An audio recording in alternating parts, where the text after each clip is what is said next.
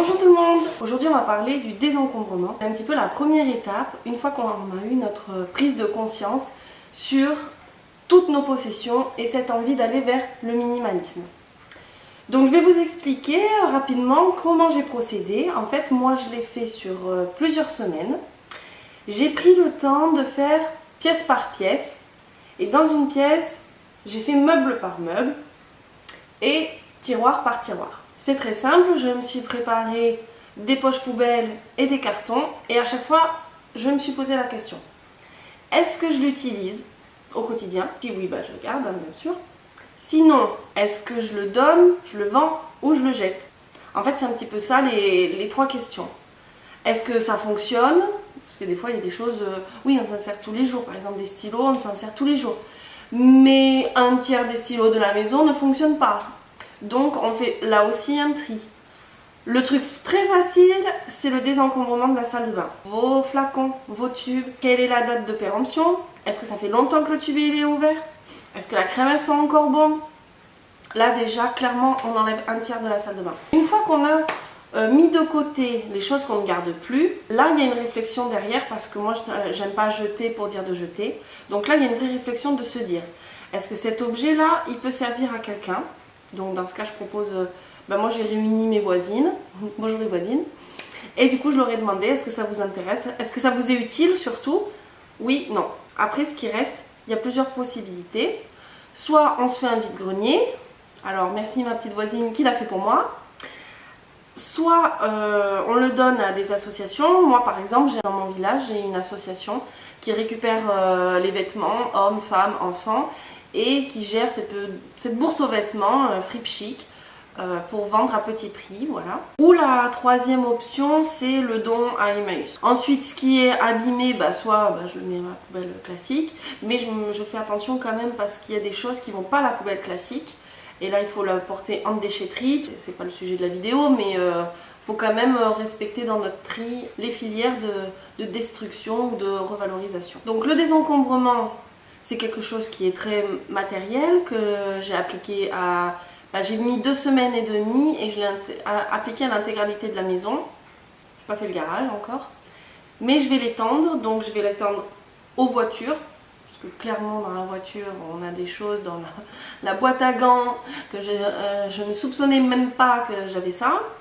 Donc il faut faire un tri. Il y a aussi le jardin. Le jardin, j'ai des choses derrière, vous savez, on a toutes et tous dans un recoin du jardin tous les trucs où on se dit bon je verrai plus tard si je le range ou si je le jette ou ce que j'en fais, voilà, donc ça faut aller trier.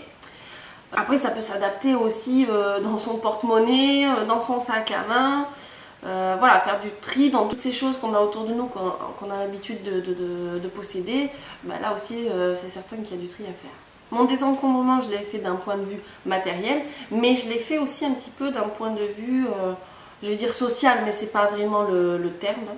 Donc c'est très simple, je suis allée sur ma boîte mail, on a tous une boîte mail, voire 2, 3, 4, parce qu'on se dit ah celle-là elle est devenue boîte mail poubelle, j'en recrée une où là je la donnerai que pour des trucs intéressants et importants, et puis au final moi pour ma part à chaque fois je me fais avoir, je me dis ah oui mais quand même cette promotion ce serait bien que je sois au courant, donc je vais donner ma nouvelle boîte mail qui devient automatiquement de nouveau une boîte mail poubelle. Donc là j'ai dit j'en ai marre parce que je m'entraîne au moins 4 ou 5 boîtes mail depuis 10 ans, donc là j'ai dit bon j'en ai une, maintenant on arrête. Donc je suis allée sur tous les mails publicitaires et j'ai cliqué sur des inscrits, des abonnements, voilà, ça m'a pris 10 minutes. Donc déjà j'ai plus de notifications sur mon portable, sur les mails, parce que ça aussi l'air de rien, c'est une pollution qu'on a autour de nous, toutes ces notifications sur le portable, franchement ça pèse. Tous les SMS publicitaires. Alors moi je savais pas comment procéder, je me suis dit mince je vais aller directement au magasin où j'ai pris ma carte de fidélité, puis je lui ai dit enlever mon numéro, et en fait c'est pas la technique. Il faut, j'avais jamais lu jusqu'au bout, je vais vous dire, il y a écrit stop avec un numéro. Est-ce qu'il est surtaxé? J'avoue je sais pas. Donc j'ai passé, pareil, 10 minutes. J'ai repris tous mes textos publicitaires et j'ai envoyé le stop, stop, stop, stop. Alors du coup, c'est clair que mon téléphone il sonne beaucoup moins, mais moi je sais que quand il sonne, c'est vraiment quelqu'un qui veut m'écrire. Ensuite, Facebook. Alors là, j'ai déjà pas une grande quantité d'amis, mais en fait c'est vrai que les relations, elles évoluent au fur et à mesure des années, au fur et à mesure de son mode de vie, de son contexte social, voilà. Donc j'avais beaucoup de contacts que j'estime beaucoup, que j'apprécie, mais je me suis dit, est-ce que clairement, je me vois envoyer sur Messenger un petit coucou, comment tu vas, sans que ça fasse... qu'est-ce qui lui prend celle-là de m'écrire? Je les ai retirés, mais c'est sans animosité, j'aime bien partager un petit peu de ma vie privée avec la famille qui est loin, et j'ai pas forcément envie que des connaissances aient part de ma vie privée. Voilà, c'est à titre personnel, mon opinion. Et ensuite, dernière étape, j'ai pris tous les contacts de mon portable.